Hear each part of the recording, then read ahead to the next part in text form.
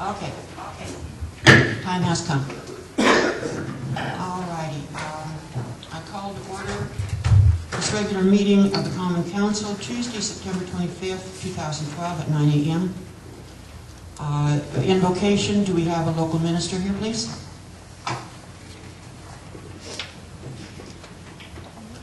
Okay. The proper procedure now is, I believe, a moment of silence. And then after that, I will ask Mike Jewett to do the Pledge of Allegiance. Would you all please rise?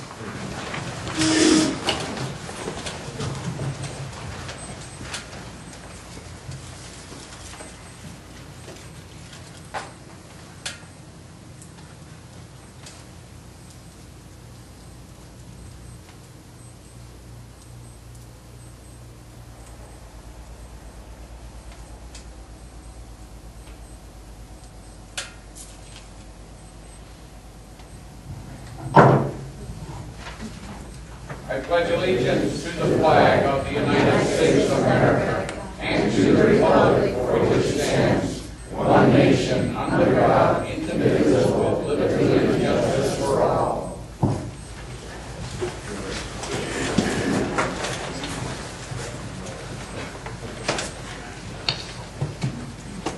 Councilmember Anderson.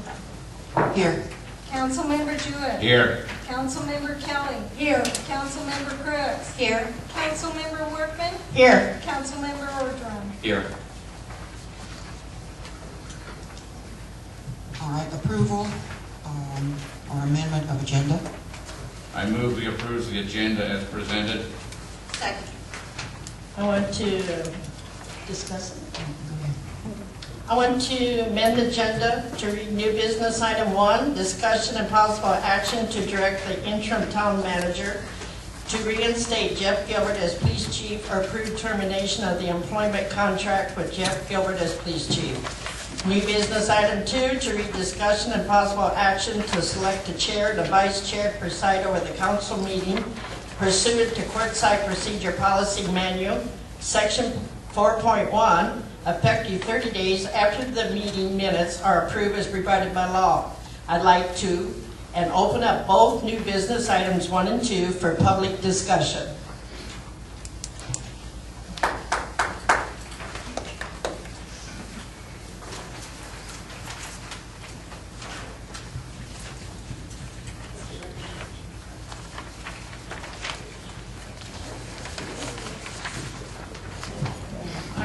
Bring forward our special counsel for personnel matters. This is Ms. Susan Goodwin, and she is going to be assisting us with these personnel activities. I've asked her to help us out with this particular point.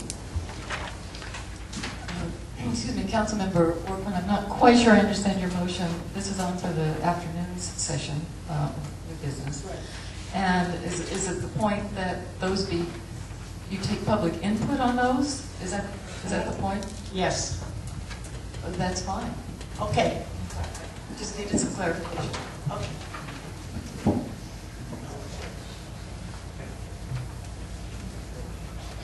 Okay, we need a change of motion then? You would need to amend the motion. Amend the motion. Correct. I'll amend the motion to open the business items 1 and 2 for open for public discussion.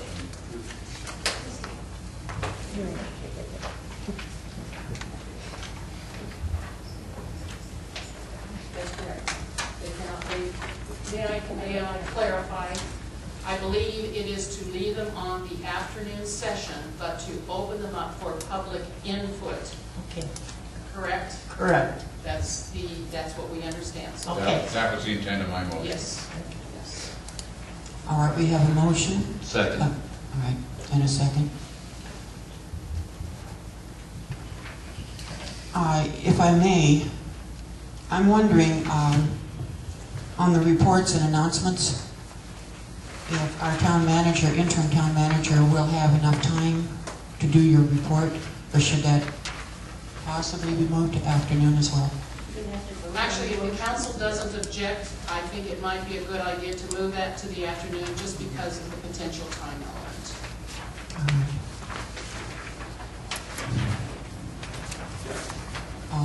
right.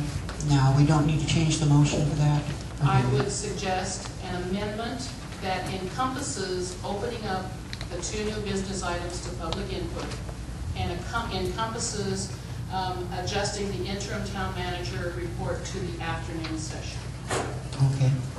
I will amend my amended motion to include move the interim town manager report to the PM session and to open new business items 1 and 2 for public discussion. Public input. Public input, I'm sorry. Second. All right, we have the amended motion and second. Any discussion? Being none, we'll go to the vote. Those in favor? Aye. Opposed? All right, thank you. Reports and announcements. And I'm on here first. Okay, the first one is proclamation, Domestic Violence Awareness Month, October 12th. I will, at this time, read that for you.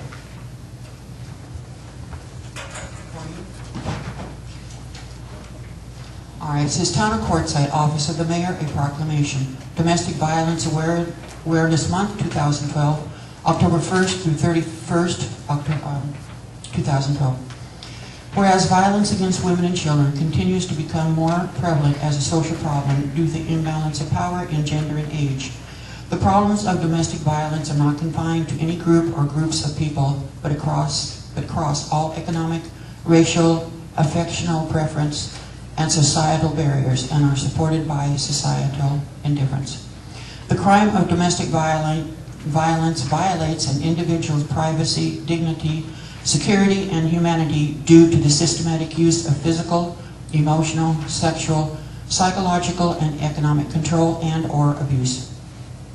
The impact of domestic violence is wide-ranging, directly affecting women and children and society as a whole. Now, therefore, in recognition of the important work done by domestic violence programs and the Colorado River Regional Crisis Shelter, I, Patricia Anderson, Senior Council Member, and the Common Council members of the Town of Quartzsite, Arizona, do hereby proclaim October 1st through the 31st, 2012 as Domestic Violence Awareness Month, and urge all citizens to actively participate in the scheduled activities and programs sponsored by the Colorado River Regional Crisis Shelter to work toward the elimination of personal and institutional violence against women.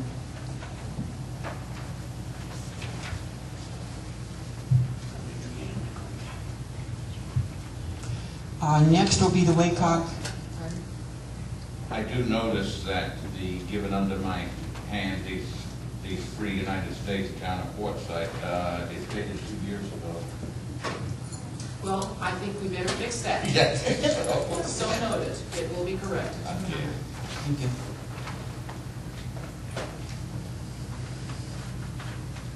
All right, next on the list, WACOG Management Committee Report by Councilmember Crooks.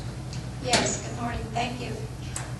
First, I'd like to acknowledge Joe Winslow and Terry Fausto for accompanying me to this very important meeting. There's a lot of numbers in this report. I'd like to give it to Billy to have available to the public.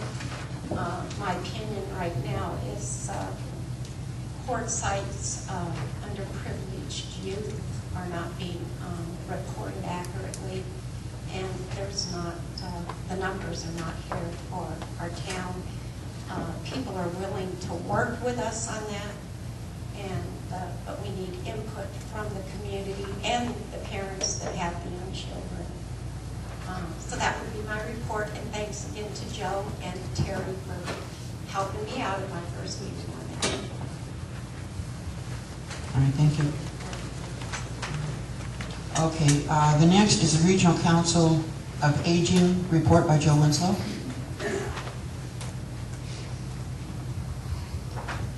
Thank you. Yes, good morning, Council. Due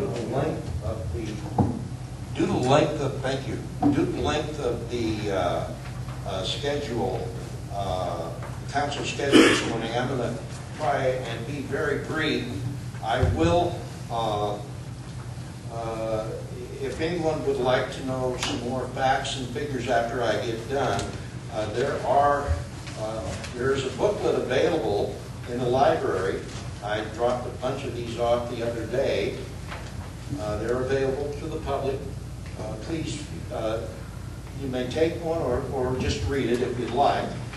Also, we need to pass the word that it is now the Medicare open enrollment period. And so if there's anyone here who would like to enroll in Medicare or talk to someone regarding their health care issues, they will have that information in the library. Now, in addition, I'm just going to, like I say, in the interest of brevity, I'm going to keep this as short as possible. Last year, the Washington or Western Arizona Council of Governments Regional Council and Agency on Aging, that's a mouthful, we distributed an awful lot of money to 4 different counties. The problem that we're having right now, and it was for the care of the elderly and the aging and low-income folks. The problem that we're having now then is the problem we're having right now. There's 127 care facilities in all 4 counties, and in most towns they have 3 or 4. In Quartzsite, we have none. Now, this affects the distribution of the money that the Council or the Agency of Aging gets. So we talked about this, I think, last year. We really need to see if we can find someone to come in here and build a senior care facility. Because without that facility, and it can even be a home. There was a lady in here a couple of months ago that wanted to open a home for the elderly. Even with that, we can get additional funding. But being on the board, I can't, along with anyone else, we can't justify spending that money or giving it, directing it to Quartzsite unless they have the facilities. So it's a very awkward position that we're in right now.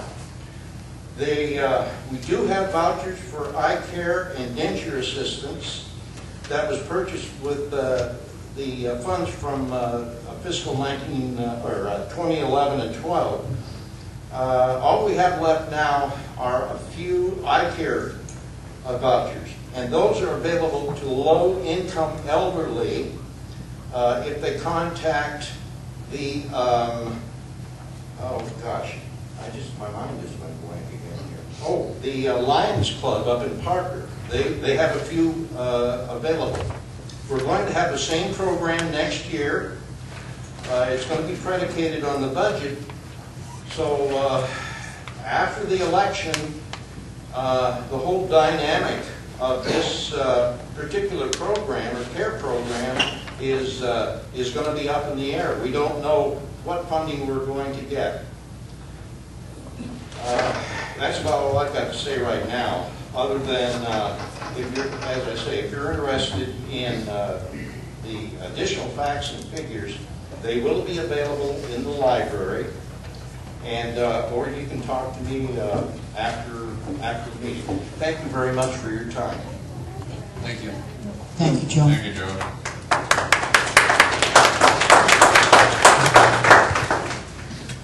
All right, next we have representatives from APS. Going to give us some information.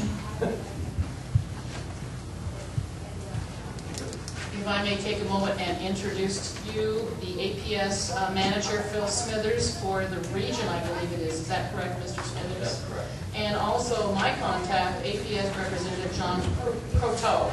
I just call him John. But they're going to update us on what they are doing to APS's efforts to mitigate these power outages that we've been suffering here on both sides.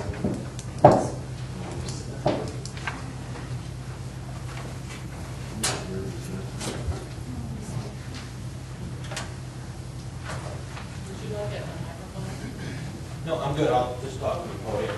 John's going to take care of the slides for me. Can you dim the light? Is there a light? There you go. There you go.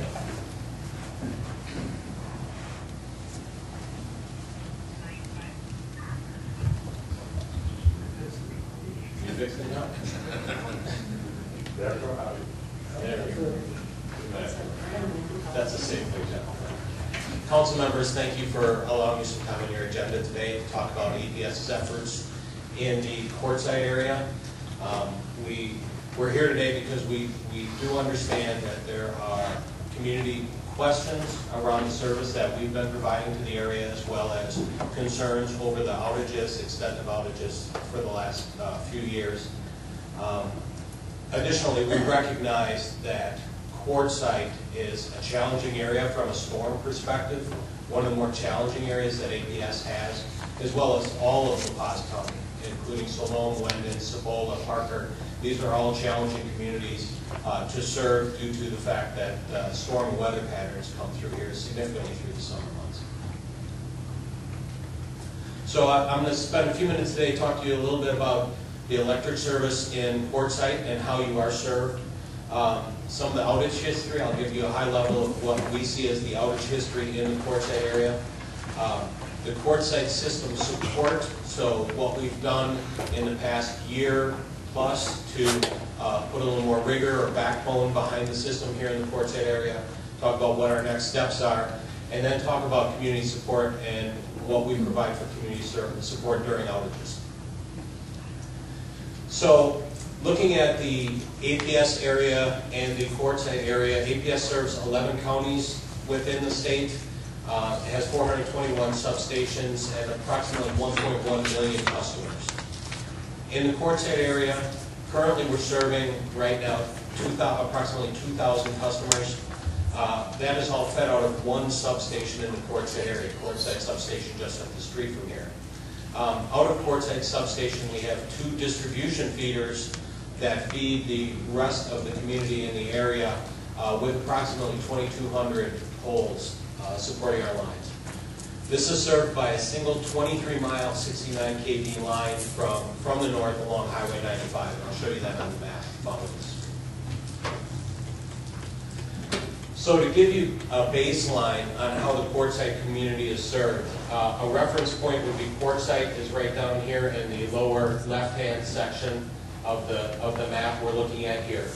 And you can see this vertical line right here is that 69 kV power line that I indicated, approximately 23 miles from our Black Peak substation, which is at the north end of 95, and runs all the way down to Quartzsite on the east side of the road for the most part.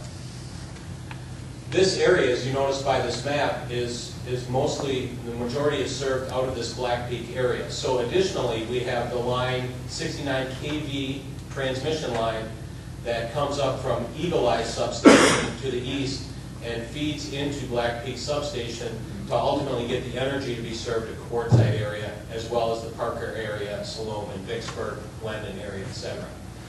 We currently have rebuilt this 69 kV line for 41 miles between Salome and Black Peak. We just recently finished that prior to this summer. Still doing a few additional cleanup pieces around it. However, this 41 miles is now complete and is an entirely steel line to provide a backbone to the entire area, and we've just completed that.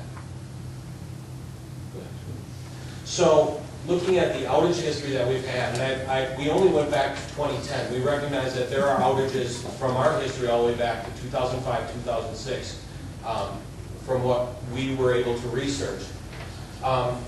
Regarding those outages, 2011 was significantly worse than any year prior to that. So what we've seen is a dramatic increase in 2011 and 2012 regarding outages in the area.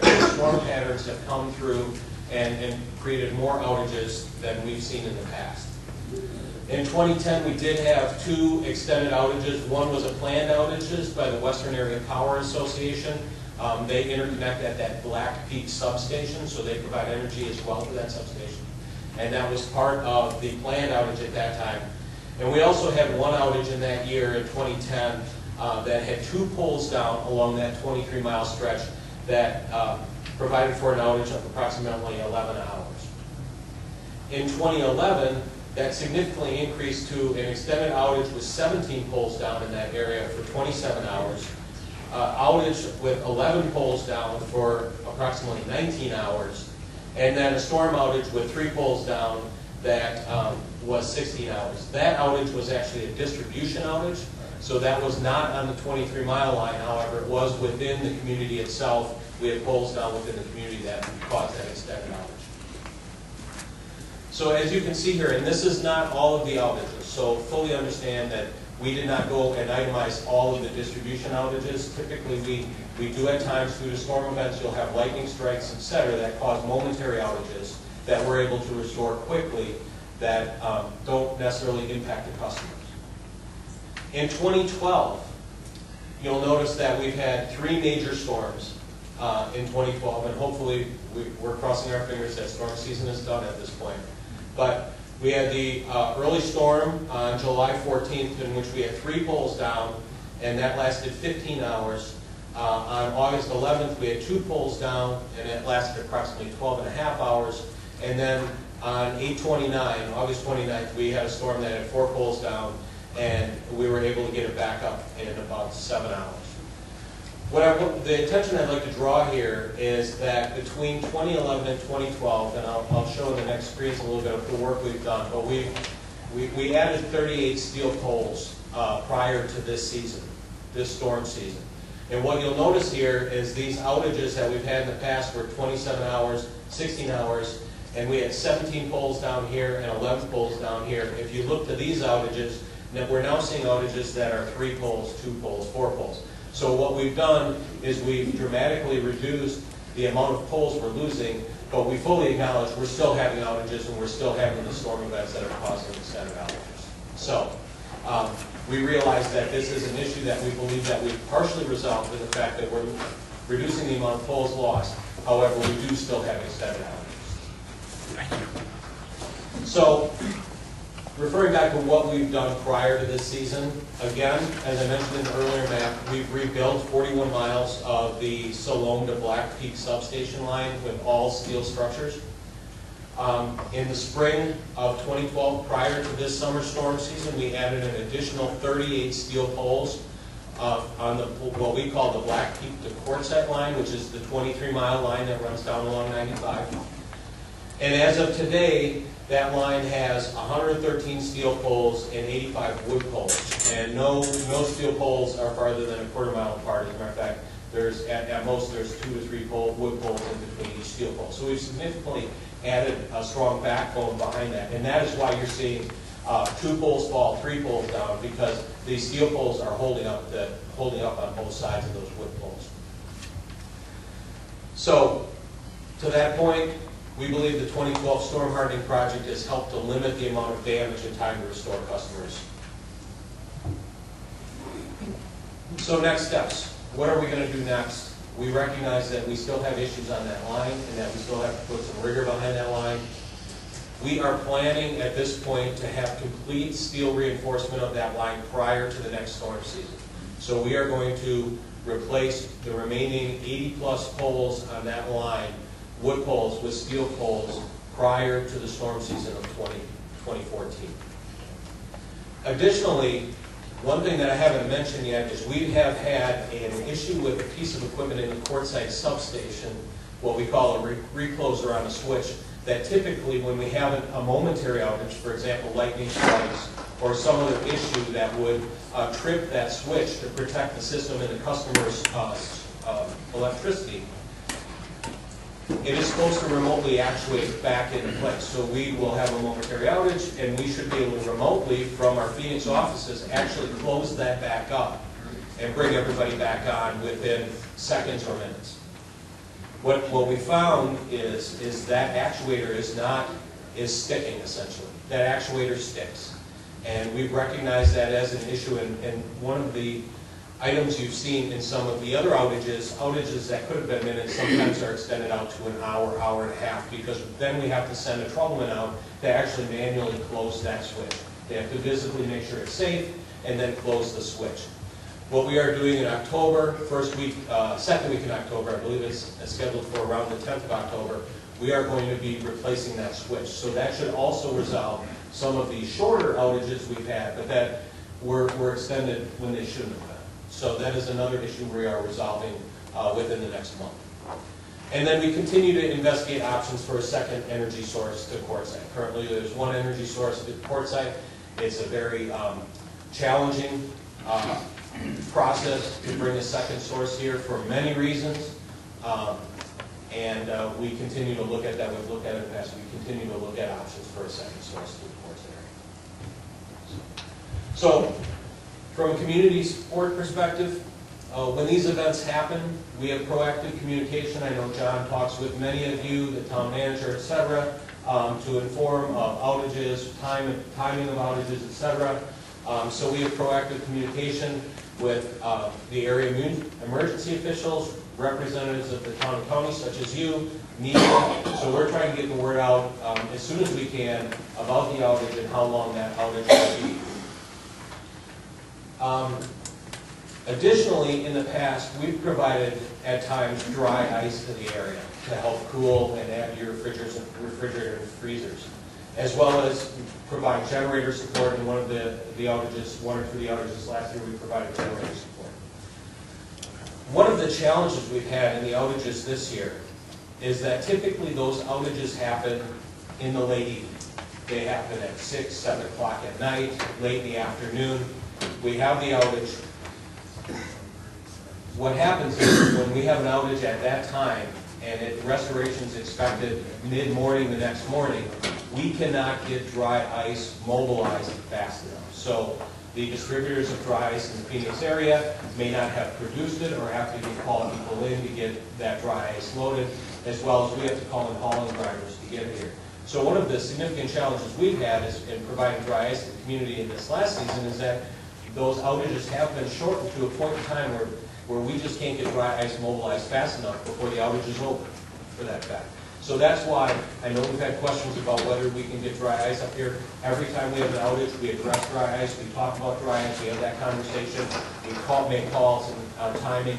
But if we can't get that dry ice here within a reasonable amount of time, it doesn't make sense for us to bring dry ice up here and spend our customers, our ratepayer dollars, to get it here an hour before we're going to restore power. So we work on that every time, and we consider that every time. However, it's been a challenge this year. Same with generator support. We will look at that in extended outages when we know there's going to be an extended outage, and have done that in the past to help support generator support for large facilities, cooling areas for the residents of the area.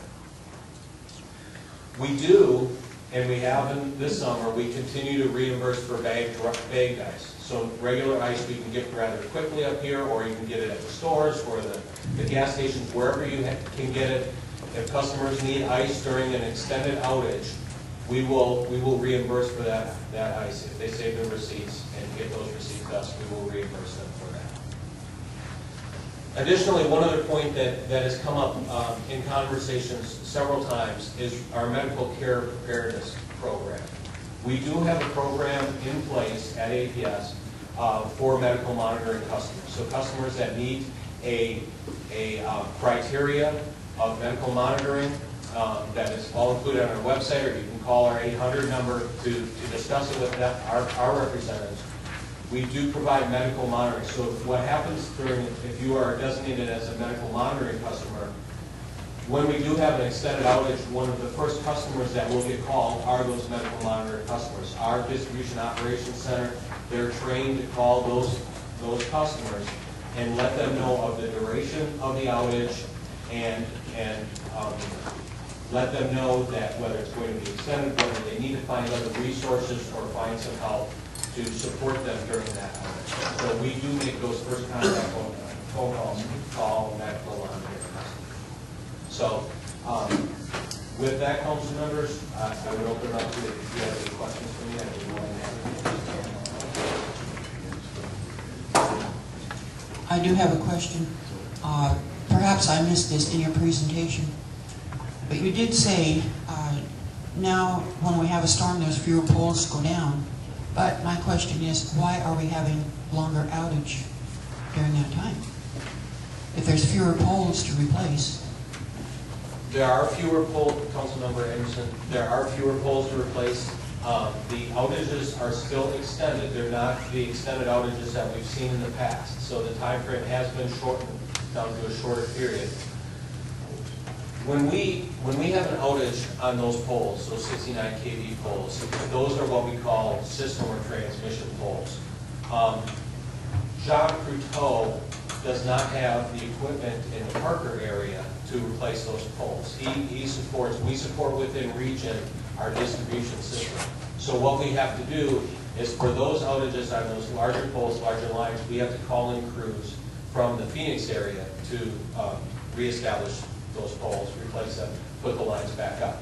What has happened, and what we plan on doing throughout the Southwest region, and actually all of our divisions do the same thing, is during the summer, we typically have those system crews working on power lines within the area. So, for example, the Eagle Eye, Salone, to Black Peak line that we've been working on prior to the summer and into the early summer here, we were able to dispatch those crews out to those outages very quickly. So when we have crews in the area, those are the first crews to be called. The first thing we do is we go, what crews do we have here now, and how quickly can we get them there? And we were very lucky, specifically that last outage with the 4 poles. We had system crews right here. They were ready to go. It may have taken us a little bit of time to get that height of poles here. For the most part, that's why I believe that outage was cut down to 7 hours instead of 11 or 16 hours. We were able to significantly shorten that outage. Okay, now you said between now and the next summer storm season? Yes. And when does APS figure that starts, when that season starts? It would start mid-June. We usually plan on storm season starting mid-June. Mid-June? Yeah, just prior to the monsoon season, we expect that. About mid-June to, well, as we saw down in Yuma, usually just past Labor Day. We usually have, we can usually plan on a major storm somewhere around Labor Day, either the week before or the week after. That's typically how the storms run. Okay, so between now and mid-June, all of the wood poles between here and how far up north will be replaced? To the north end of 95, that would be the intersection of 72 and 95, John, is that correct? Yes. Okay.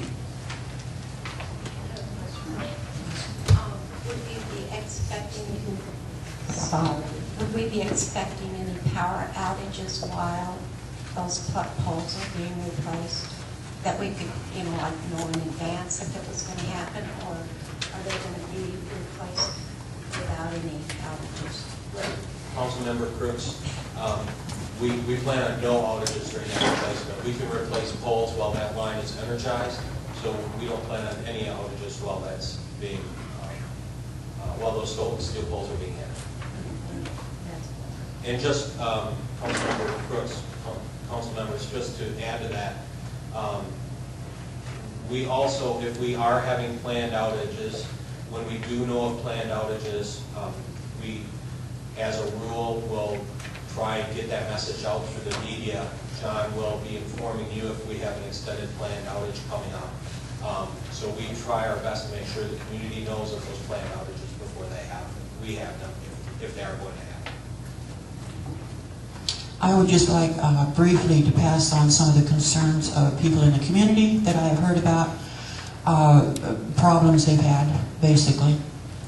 We have a 95-year-old friend that lives in a small trailer. It was built in the 70s. So when the electricity is out for very long, she has to throw away all the food in her refrigerator. And she says even if they do have the dry ice, here in town, she doesn't have any transportation to get over there and get it. Her phone doesn't work. I mean, this is added emphasis to get this project done. There are people that are suffering here. Thank you. Okay, any more questions? Thank you very much, gentlemen, for coming and for your presentation. Thank you.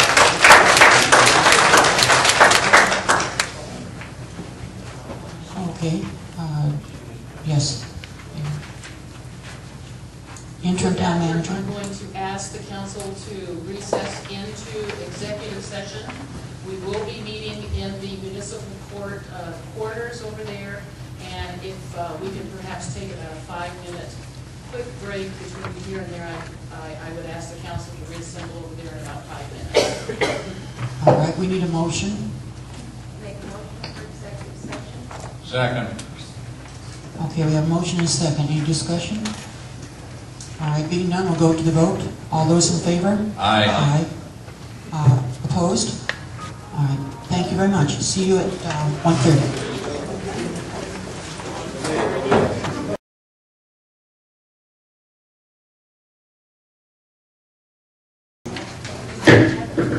Okay, we will reconvene this, the regular meeting of the Common Council Tuesday, September 25th, 2012 at 1:30 p.m.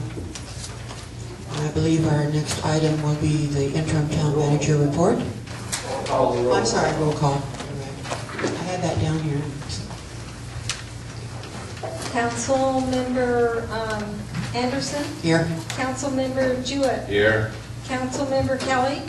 Here. Councilmember Crooks. Here. Councilmember Workman. Here. Councilmember Orgeron. Here. All right, now we'll have the report by the interim town manager. Thank you very much. I will try not to make this too long. I have 3 items I wanted to cover for the council. The first item is that I am pleased to be able to advise the council that the risk pool and our insurance carrier will be keeping us on. They will be maintaining our insurance. We are going to be, just like our kids, under severe restrictions, and we are going to be inviting them to make a presentation to us at a very, I'm hoping the very next meeting, but we are not going to be dropped. We are not going to lose our insurance, so that's very good news.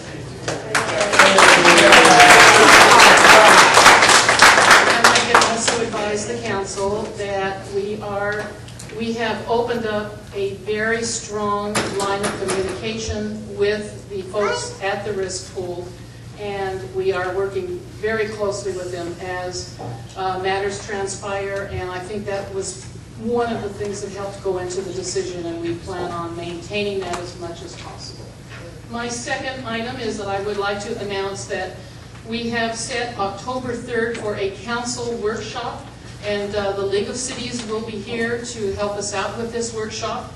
We will be talking first about open meeting laws, but secondly, we're going to be talking about what we can do to modify our agenda to meet both the needs of the council as well as the needs of the community, and so that's going to be our 2 items of discussion at that October 3rd workshop. Lastly, at the request of the council, I looked into issues related to certain contracts that the town entered into, and in fact, because of their request, they asked me, the council asked me to come forward and brief the community on the issues related to the voter fraud investigation. An executive summary of that report can be found on the town's website, and the report itself can also be found in the library. The question that was put to me was, what action did the council take to move forward with the voter fraud investigation? And if everyone will bear with me, I would like to take a few minutes and take us through that. First of all, there was a resolution that was passed in March. Let's see, was it March or May? I think it might have been, let me look at the date exactly. March 13th of 2012. And the resolution specifically provided for the town manager to formally request investigations into voting irregularities by the United States Department of Justice, the Arizona Secretary of State, and the Arizona Attorney General, and to formally request that the county elections director sequester the ballots and voting-related records until those entities have either completed an investigation or declined to conduct an investigation. At that particular board meeting, when that particular resolution was discussed, there was discussion that occurred between the then town manager Mayor Lizraga, and Town Attorney Brannon. At a point in time, Town Attorney Brannon advised the council, and this is a direct writing from the transcript by a court reporter. The other thing I think I ought to point out is that this doesn't authorize expenditure of town funds. We're requesting other government agencies to do an investigation. If they say no, they say no. We're not asking, it wouldn't authorize the town to take any independent action or to hire an investigative firm or to spend any money. It's just a matter of sending letters to agencies that investigate these types of things and asking them if they will. The next extended conversation related to this matter occurred in July of 2012, specifically July the 10th. And if the council will bear with me, I'd like to take just a moment and relay the context of that exchange that occurred in open council meeting. Councilmember Workman, 34040, and that, by the way, in side note, was a reference to a check number. Manager Taft, Mr. Humphrey, Investigation Services, that is for the voter irregularities investigation.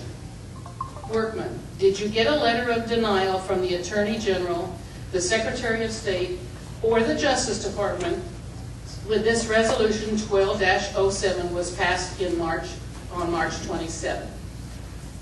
Taft, you cannot discuss now. Workman, okay, there was no approval by the council to hire any private investigators in resolution 12-07.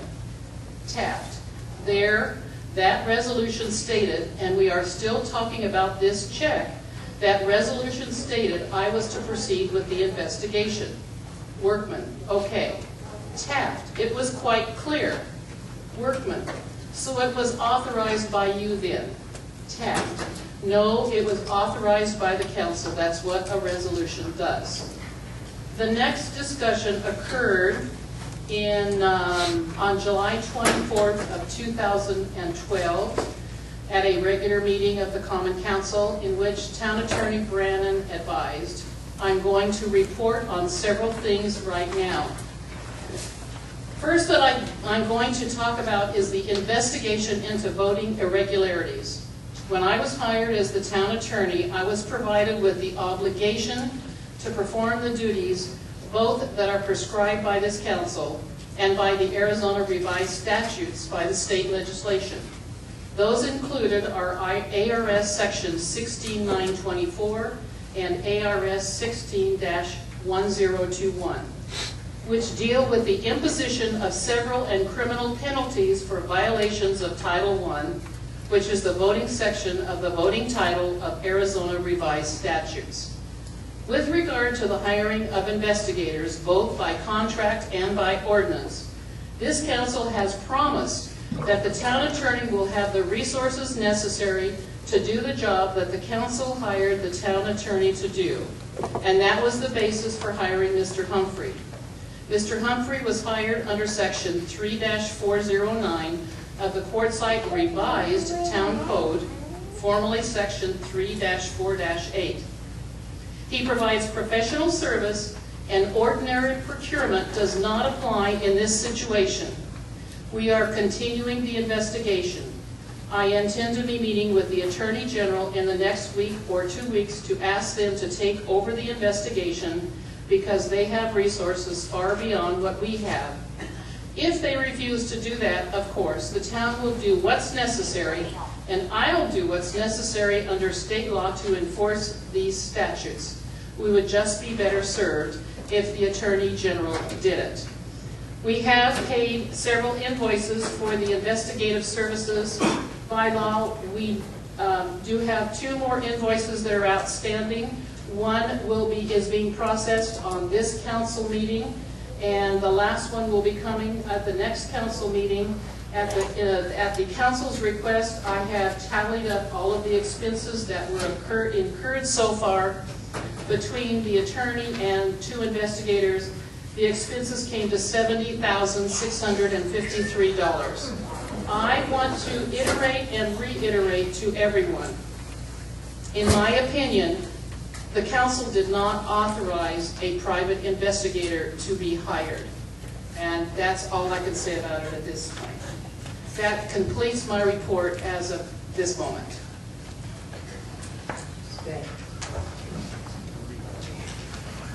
All right, next we have consent agenda.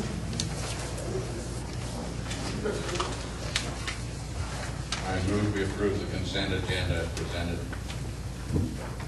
Second. Okay, we have a motion and a second. Any discussion?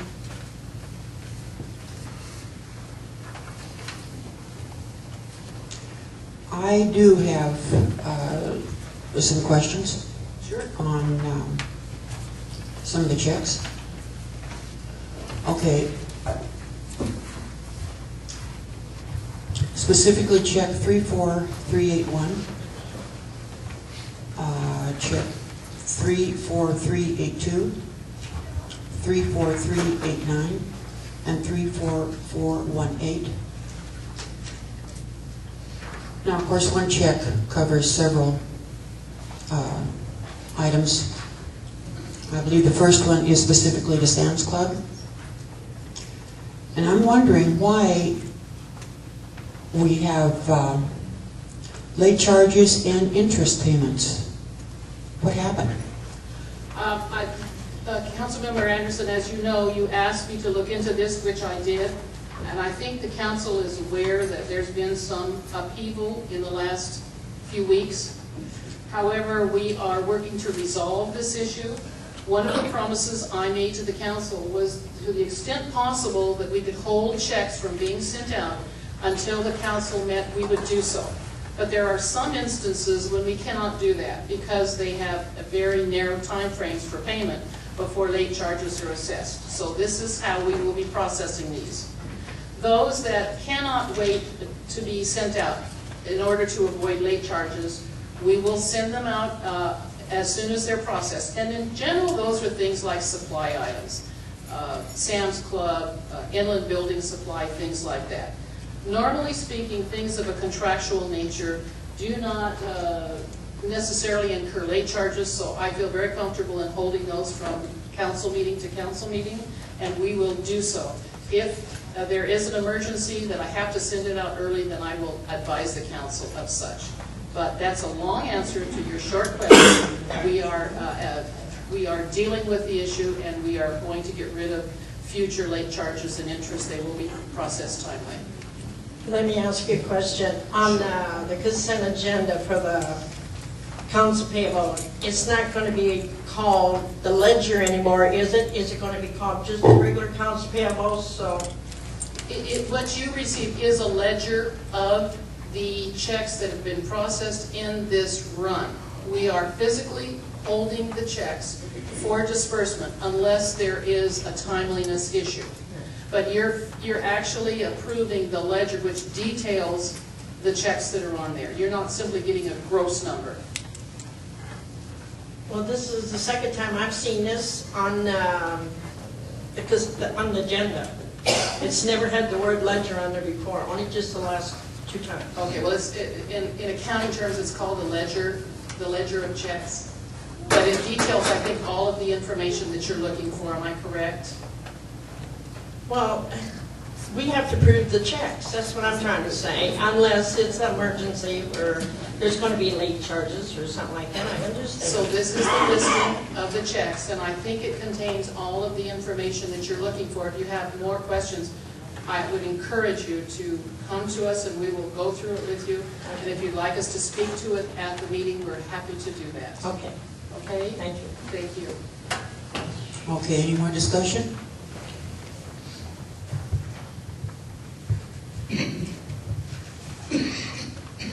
All right, being none, we'll go to the vote. All those in favor? Aye. Oppose? No, okay. New business. Okay, under new business, we have several topics, and at this morning's meeting, we provided for the ability for public input on 2 of those items, so we will start with the beginning. I will read off the topic, and then at the council's discretion, we will move forward. Item number 092512-01. At the discretion of council, 1, direct the interim town manager to reinstate Jeff Gilbert as police chief, or 2, approve termination of the employment contract with Jeff Gilbert as police chief. I leave it to the council's discretion.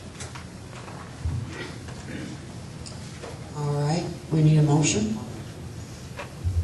I move that we continue the employment contract with Jeff Gilbert as police chief. Second. All right, we have a motion and a second. Any discussion?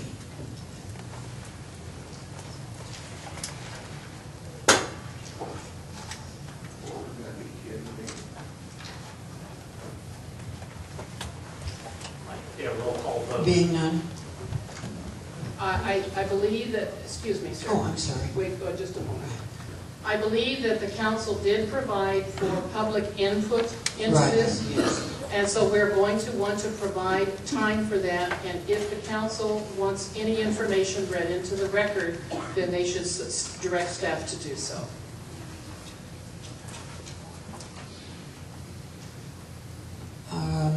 Okay. Well, I would just kind of like, we're a whole lot of people here today, maybe we take 15 minutes. Your summary of everything that you have dating back to 2010. Your summary of the claims and the findings for Police Chief Gilbert. Yes, sir. Would you read that, please? I would be happy to. In preparing for the council for the information they need to make a decision that's best for the community, I took the time to work with the attorney to reconstruct those reports that have been issued over the last couple of years, specifically a synopsis of the claim and a synopsis of the finding. There is nothing in here that imparts to one way or the other. It is strictly a statement of facts. So, I'm going to simply go down the information that the council received. First of all, there was a report issued July the 3rd, 2010 by the Arizona Department of Public Safety. The claim: May 27th of 2010, a request by Mayor Foster to conduct criminal investigation for alleged acts of theft, referring to the redirecting of grant funds for personal gain, and fraud, failure to record use of vacation time. Additional allegations were forwarded during the investigation. Findings: the DPS report issued June 23rd of 2010. Investigation did not discover any criminal violations committed. Additional investigation of additional allegations deemed futile due to the lack of criminal predicate, evidence, and/or witnesses. The next report, dated July 7th of 2011. This was a report done by the firm of Jackson Lewis Attorneys at Law. The claim: anonymous letter purporting to represent police department employees making several allegations of misuse of sick and vacation time against the chief of police, plus other alleged disclosures. Findings: the Jackson Lewis report. No credible evidence of inconsistency in sick leave issues. No credible evidence of improper denial of reasonable accommodations. No credible evidence of community members being targeted. Some witnesses lied. Many claims were stale, and majority of witnesses provided information obtained through rumors or hearsay. December 7th, 2011, Arizona Department of Public Safety report turned over to the Arizona Attorney's General Office, which issued their next steps on July 11th of 2012. Claim: On June 20th of 2011, a request by Mayor Foster to look into criminal allegations of 1, tampering with a public document, 2, influencing a witness, 3, tampering with a witness, and 4, unauthorized access to criminal history. The findings. Turned down by the Attorney General's of Arizona Attorney's General Office. Reason for turn down. 1, no reasonable likelihood of conviction. 2, witness credibility problems. 3, inadequate evidence of corroboration. And 4, inadequate evidence of intent. In addition, the Arizona Department of Public Safety detective understood and agreed there was insufficient evidence to prove crimes beyond a reasonable doubt. September 13, 2012, Arizona Department of Public Safety. The claim. Approximately August 28th of 2012, request by town administrators Taft and Johnson to investigate allegation of false timesheet involving 1-hour vacation time on subordinate timesheet. Finding. DPS called the interim town manager one day after she came on board. There was no background information as to why there was an allegation. The materials provided were inadequate. DPS previously advised Johnson of such. Johnson indicated he would send more information. DPS received no further information. They find no basis for further investigation. September 18, 2012. Grievance filed by a police officer. The officer grieved an employee counseling session which was recorded directly. The grievance was filed directly to Taft and Johnson. The grievance alleges harassment by his superior and by Chief Gilbert. Findings. Independent and separate reviews of the recorded employee counseling session and the written grievance were conducted first by the interim town manager by listening to the entire counseling session and reading the grievance. Independently and separately by the acting police chief here in Quartzsite, and independently and separately by the Parker police chief. All reached the same conclusion. The counseling session was conducted appropriately and the written grievance contained allegations about the counseling session that were found to be untruthful. September 11, 2012, notice of termination from Al Johnson. Claim. Insubordination based on 4 allegations of insubordination plus allegation of gross negligence, willful misconduct. Findings. In working with the attorney on this, we found no merit to the allegations as follows. To point 1, regarding not reporting while being on house arrest. The allegation is minor and explainable and does not justify termination. 2, the allegation about participating in communications training is a potential offense that, if it occurred, needs to be handled through the normal employee evaluation route and is not a terminable offense. The allegation of tampering with a witness occurred not in 2012 as implied in this notice, but in fact a year earlier in 2011 and was addressed in the DPS report dated December 7, 2011 and by the Attorney's General Office turndown in July 11th of 2012. 4, allegation of communicating with the press. This, again, is not a terminable offense. And finally, allegation of willful misconduct of criminal misuse of the ACJIS system was addressed by the DPS report dated December 7, 2011, and by the Attorney's General Office turndown on July 11, 2012. That completes the summary of the facts.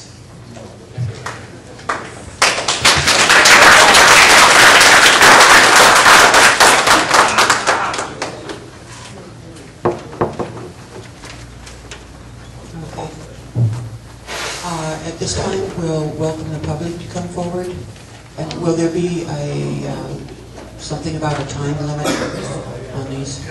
Council members, if I may provide a suggestion, we want to encourage public input. We also want to be mindful of, number one, being very careful that we are respecting each other and being respectful of each other. It is the council's role to be impartial in receiving public input, and the council has directed me to help assure that that happened.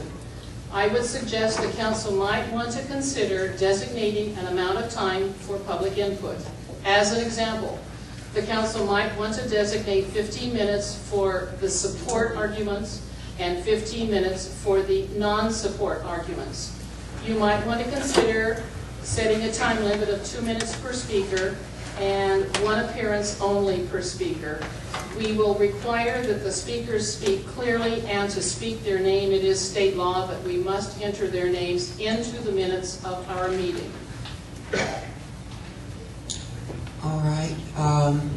Do we need a motion on any of that? You can do it by direction, or you can make a motion, your choice. I move we accept the recommendations of the interim town manager regarding public input. Second. All right. Any discussion? Being none, we'll go to the vote. All in favor? Aye. Opposed? Thank you. Yes. My name is Jennifer Jones. I would like to point out to the council that Ms. Bruno's report is missing a lot of information the council needs to know before you vote on this.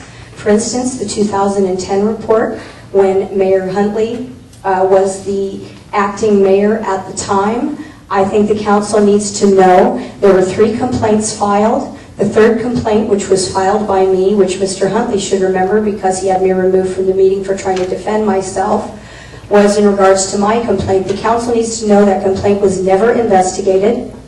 The only investigation done on any of those, on a lot of the allegations, was simply a letter from Town Manager Taft to Arizona Post and to DPS saying, there's nothing to see here, basically move along. There was no investigation on any of the verified complaints that I made, which I have documents to back up, nor was I ever interviewed by DPS or AZ Post in regards to the 2010 allegations. I would also like to say, in regards to the current allegation, which was turned over from DPS to the Attorney General's office and made public, I would like to say that it's my understanding that I am listed as a witness in that report, having been run through the Arizona CJIS system along with my husband. However, again, neither DPS nor anyone else contacted my husband, myself, or several of the other people who were identified, Mr. Sias, Mr. Roth, etc. None of us, as victims or witnesses involved in this investigation, were ever contacted or interviewed by DPS. And to say that witness credibility was an issue would be hard to state because I believe I'm a witness and I was never interviewed. So the fact that you're questioning my credibility is defamation. And I would just like to say that wherever you vote, I will hold each of you accountable. Thank you. Thank you. That just about reaches 2 minutes. So at this point in time, if the council would like, we can invite the support side or the non-support side up first. Give me your pleasure. I would like to remind everybody to mention their name for the record, please. All right. Anybody on the non-support side like to come up and speak? Doesn't matter, not going to carry anyway. Probably made up their mind. Pardon? The council has not made up their mind. There has been no action taken. Excuse me. Excuse me. Thank you very much. The one thing that I am very impressed with this council is that they are acting very much like a team, and they are adults. They are not sharing their decisions with each other, but they are discussing things in reasonable adult manners. And we please respectfully ask each of you to allow the council to conduct their meeting. They do want to hear your input. We try to set a reasonable stage to do this, and we ask you to work with us to do this. Once the public input is complete, then at that point in time, the council will take their action, but they have not shared any decisions with each other whatsoever. With that, I would propose that you allow me to invite up the non-support group first, those who are not in support of renewing or of returning Chief Gilbert to his, wait one moment please, one moment sir, thank you very much.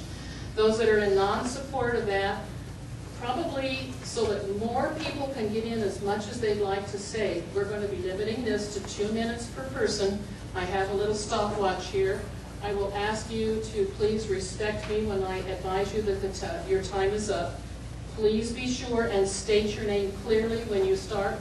And to help move this along, if there are more individuals that would like to speak in non-support, please line up along this line, and more of you will be able to get in to make your presentation. Sir, I invite you to the podium. My name is Brad Trainer. I read the DPS report yesterday, and you're wrong. There were 5 counts of criminal complaints that they did forward off. Just the Attorney General's office refused to do anything like usual.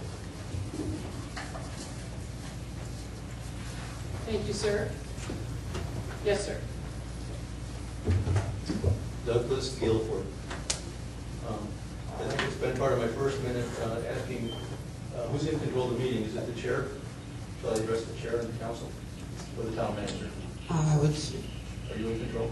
Would it be at his discretion, Mr. Hoover? The town council is in control of the meeting. This is the council's meeting. They have asked me to help be the timekeeper and the facilitator. Okay, but from out here, it's just not obvious who's running the meeting. Thank you. It's okay. It's all right. Please. Thank you for making my point. We need a mayor next year. The mayor should chair the meeting.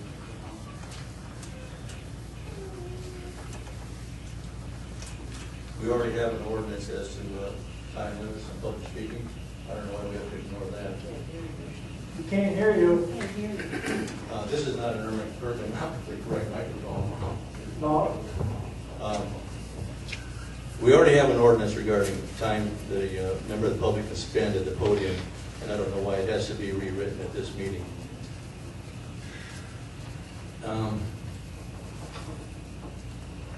I have a couple of questions for the council.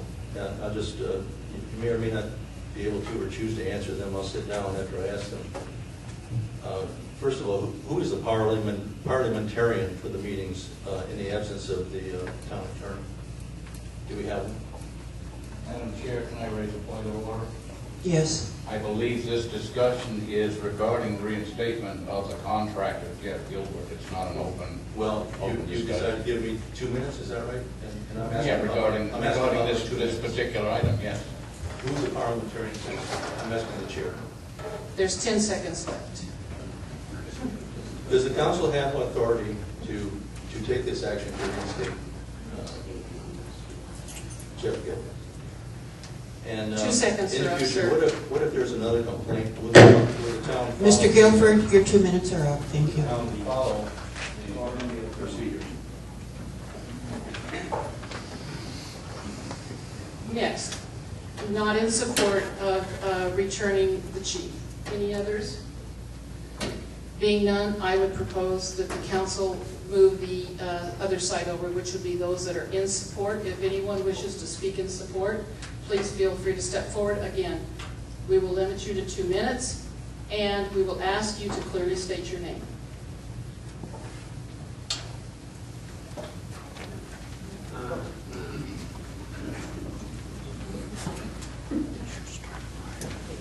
Hello, I'm Sandra Gilbert.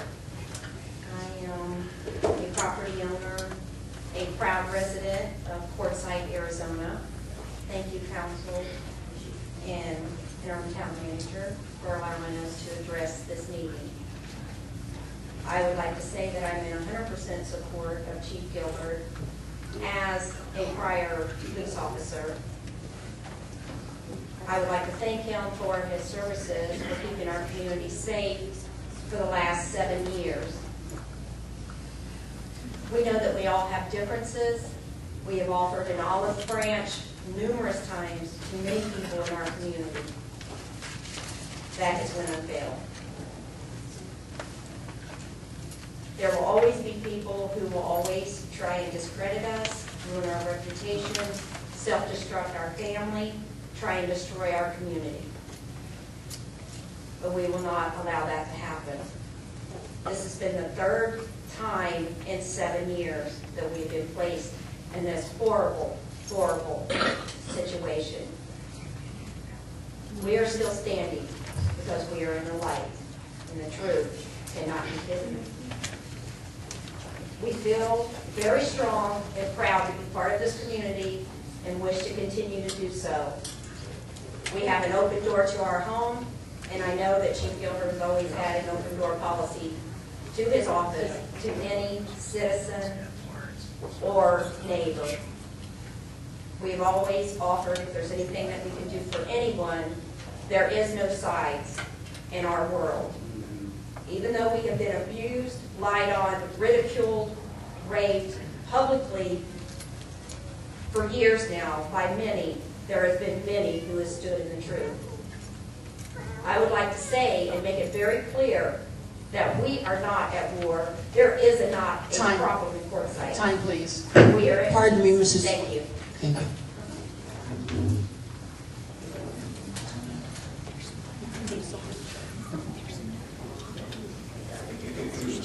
My name is Sally Ford. I have lived in this area for 35 years, which means I was here before it was a town, before it was incorporated.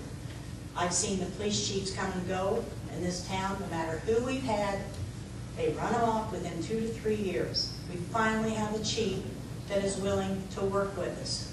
Most of us, I should say. There are a few, and no matter who you put in there, they're not going to like. So we need to stick with someone we can trust and we know is going to be there for us. Thank you.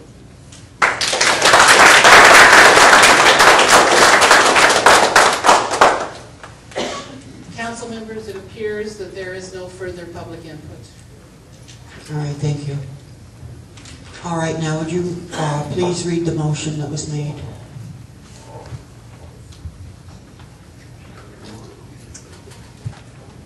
Motion was made to, Would you speak into the mic, please?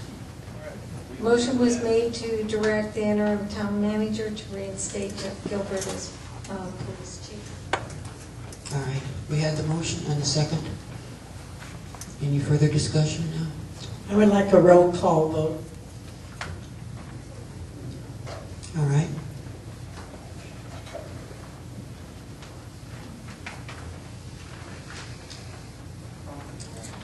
Councilmember Anderson. Aye. Councilmember Jewett. Aye. Councilmember Kelly. Aye. Councilmember Crooks. Aye. Councilmember Workman. Nay.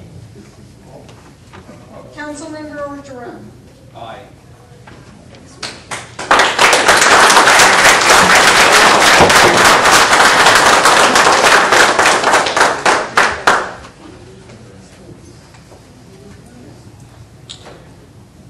All right, we will go on to new business item 2.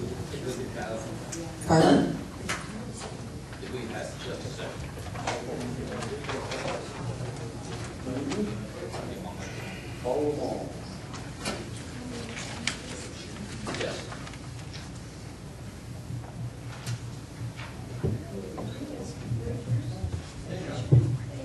Can you hear me now? No. No. I guess I got tired.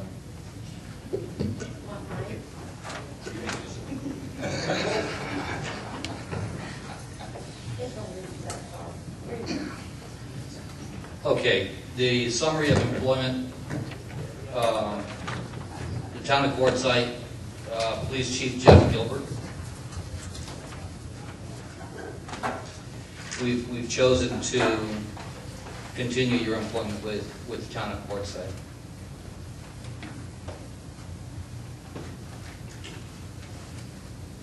So, effective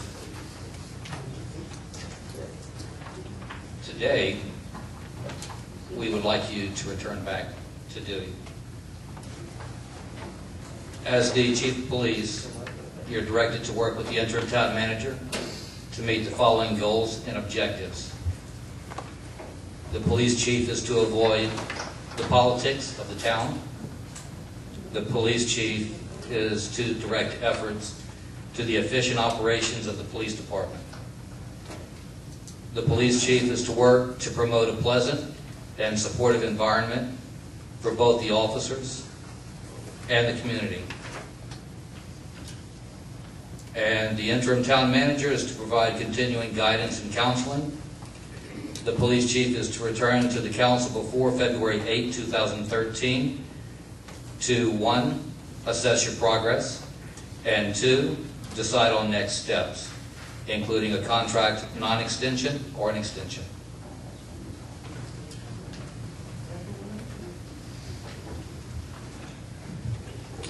All right. Then we will go to item number 2. Item number 2 on the agenda is per the Town of Quartzsite's Town Council Procedure Policy. Specifically, this is pursuant to Council Procedure Policy Section 4.1. Council members shall select a chair and a vice chair to preside over meetings, commencing with their appointment. I turn it to you. All right, do we have a motion? I nominate Patricia Anderson for chair.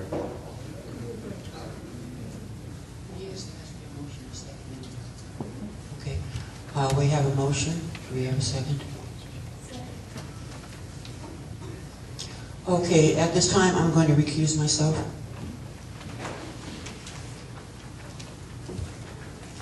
And would Mike Jewett please? Well, you can still chair the meeting if you're recusing yourself. You don't have another say. There's no vote. This is open for public discussion. Okay, I'm naming Patricia Anderson because she has been pro tem chairman of the council, and I don't have any faults with the job she's done. She's new to it, and once in a while some of us have to remind her, but we all get reminders in life every day. I would like to say something. In the September 12th meeting minutes, it said something like this: item is adjourned until we know when Foster is going to be mayor. And his next court date isn't until October 4th. So I want to know why this is even back on the agenda, because I think this is another illegal ordinance. State law says the mayor of the common council shall be the chief executive officer of the town, and the mayor has already said he will sue us if we do this. So why is it being brought up now when the policy manual says that we can use a senior member of the council that's been working out fine?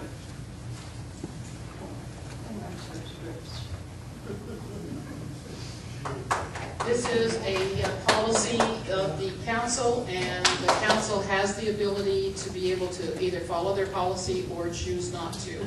We bring this to the council. Excuse me. Thank you. Order. Sir, please, we do not tolerate sour and bad language. Please, I would never do that to you. I ask you not to do it to the council. Thank you. This is the council's meeting, and it is the council's choice. This is something that is in policy. It is a shall, it is not a may, and so I would leave this to the discretion of the council.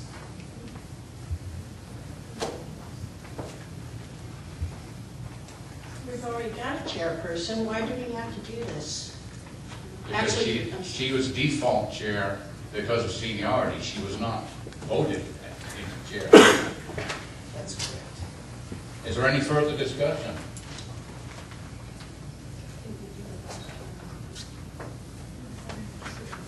Okay, here's what I would would suggest we consider, before you move to a vote, we have opened this up for public input, and so I would recommend to the council that they consider opening up a public input session, and the council might want to consider doing it in a similar manner to what we did for the previous item.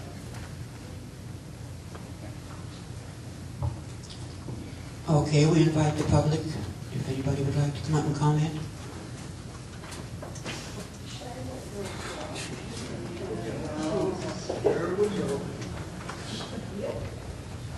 Jennifer Jones. Pat's right. Pat's absolutely right. State law says that the mayor is the chief executive officer, and if you, I was late, so I don't know, but if you approve the meeting minutes of the meeting where you adjourned this until you knew whether or not he was going to be the mayor or when he was going to be the mayor, then you adjourned this and it should have never been brought back up until after the court date, until you had the information that you all voted to adjourn it to, and just probably, I'm guessing, approve the minutes of. So if you're going to do this today, I'm not exactly sure why you even approved the meeting minutes of adjourning this item. But that being said, I can absolutely guarantee you that if you usurp the state regulations and statute on the mayor being the CEO and the CEO chairs the meeting, then you are going to be sued. And not only are you going to be sued, but you're going to be sued personally because you've now waived executive protection. So have at it. Have fun. It's on you. Thank you. Excuse me, please. No comments, I ask you. Let's be respectful. Thank you very much. Is there another speaker in the non-support side of moving this item forward? Okay. Is there a speaker for the support side of this action that would like to come forward? There being none, this closes public input. Are there any more nominations before we close it? Being none, we go to the vote. All in favor of Patricia Anderson? Say aye. Aye. Aye. All not in favor? Nay.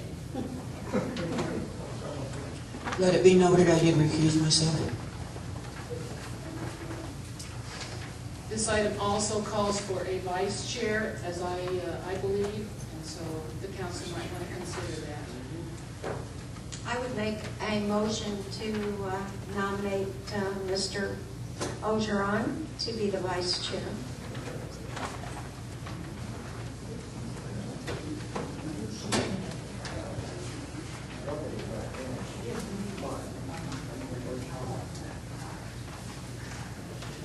We have a motion. It appears we do not have a second.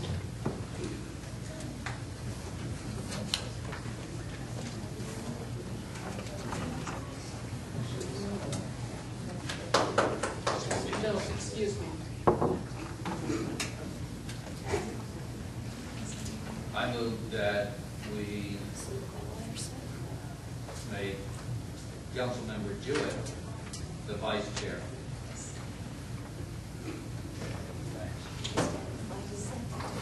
We have a motion. Second. And we have a second. Any comment?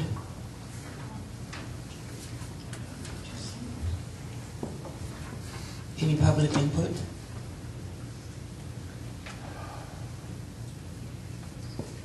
Being none, we'll go to the vote. All those in favor? Aye. Aye. Opposed? Nay. And I recuse myself. The third item under new business is 092512.03. This is the approval of the intergovernmental agreement, also known as an IGA, for library support services between Arizona Western Community College, Western College, and the Quartzsite Public Library. I move we approve the IGA for library support services between Arizona Western College and the Quartzsite Public Library. Second.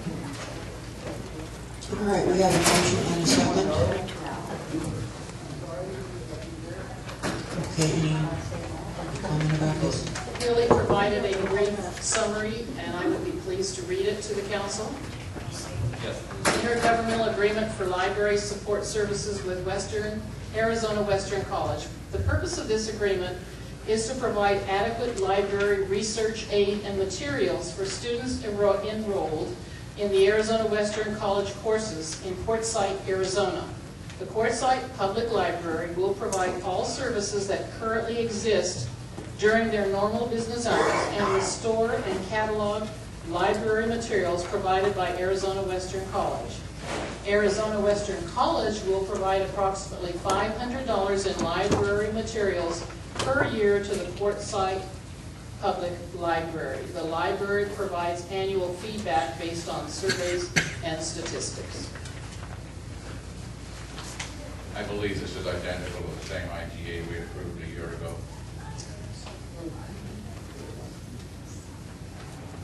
Okay, any discussion? Being none, we'll go to the vote.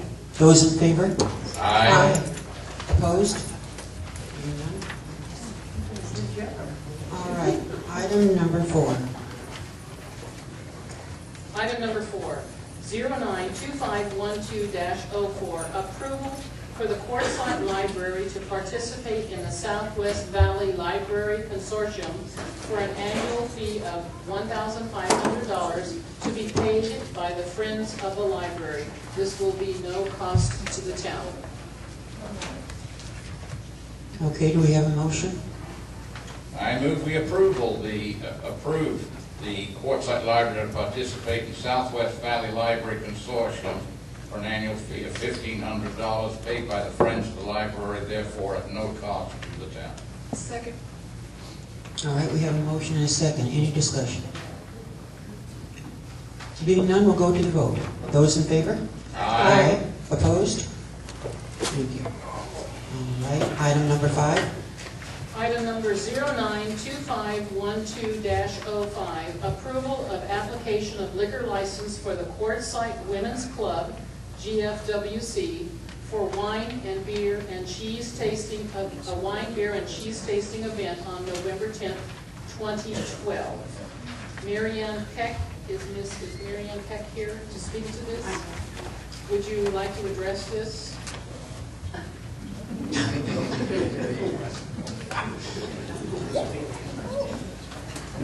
Trying to hold a wine tasting affair for our scholarship fund for the Women's Club. And we are going to be very carefully scrutinized in case people get too much. But most of it is the merchants that were coming are sending their merchandise to us, and we're hoping to get better into it. Thank you. I have a suggestion. The scholarship fund that you're talking of, who actually benefits from this? Our scholarship fund will be for a student either in Salone or in our permanent school here. Okay, so it's for a current senior? I beg your pardon? It's for a current senior going to... Yes, it would be a current Okay. senior, and we would have applications for them. We've done it before, but it's the first time we tried to do something this big. Okay, thank you. All right, Lee, we need a motion. I move we approve the application of the liquor license for the Quartzsite Women's Club for wine and beer cheese tasting event on November 10th, 2012. Second. All right, we have a motion and a second. Any further discussion? Being none, we'll go to the vote. Those in favor? Aye. Opposed? All right, I believe that concludes our business for today, so we will adjourn.